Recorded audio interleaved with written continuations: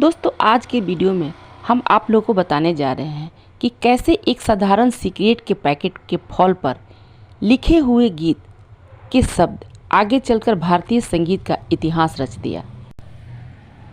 और इस गीत को लता मंगेशकर की आवाज़ में अमर हुआ देशभक्ति गीत। गीत का बोल था, ए मेरे वतन के लोगों।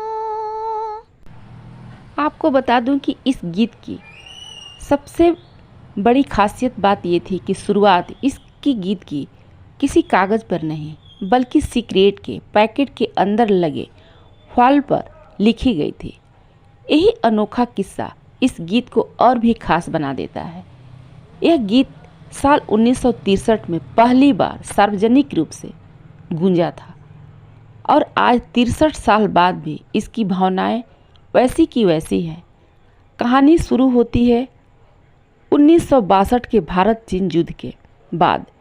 देश में शहीद हुए भारतीयों सैनिक को लेकर गहरा दुख हुआ था।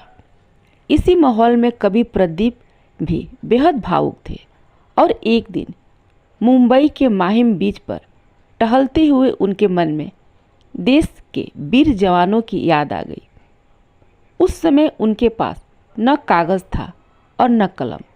उसके बाद उन्होंने कवि प्रदीप ने वहाँ मौजूद एक व्यक्ति से पेन मांगा और अपनी जेब से सिगरेट का पैकेट निकालकर उसके अंदर लगे फॉल पर गीत की शुरुआत पंक्तियाँ लिख डाली।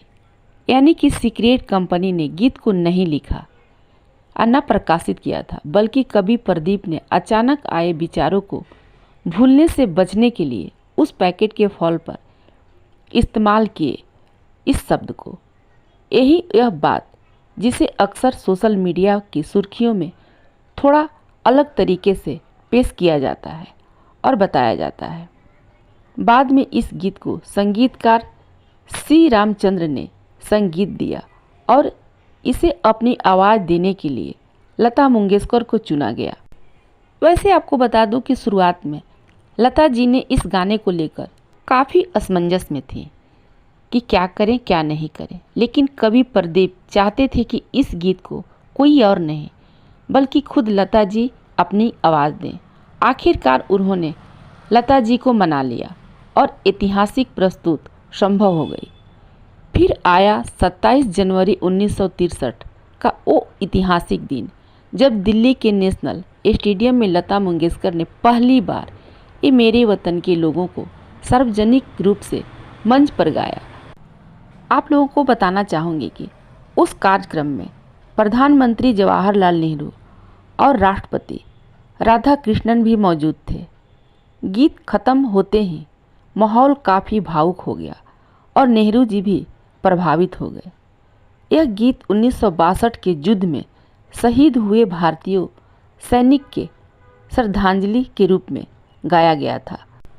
और सबसे बड़ी इस गीत की ताकत यह थी कि इसमें किसी एक व्यक्ति के लिए इस गीत को नहीं गाया गया था, बल्कि देश के वीर जवानों की कुर्बानी को याद करने की इस गीत में अपील की गई थी। आज भी जब लता मंगेशकर की आवाज़ में यह गीत सुनाई देता है तो उस दौर की पीड़ा को, वीर जवानों का बलिदान और देश के प्रति सम्मान, तीनों भाव एक साथ महसूस होते हैं हर भारतीयों के दिल में। एक साधारण सिगरेट के पैकेट के फॉल पर लिखे हुए कुछ शब्द आगे चलकर भारतीय संगीत की इतिहास का अमर अध्याय बन गया। यही कारण है कि आज 63 साल गुजरने के बाद भी ये मेरे वतन के लोगों के संगीत हर देशवासियों के आँख में आंसू ला देते हैं और आंखें नम हो जाती हैं।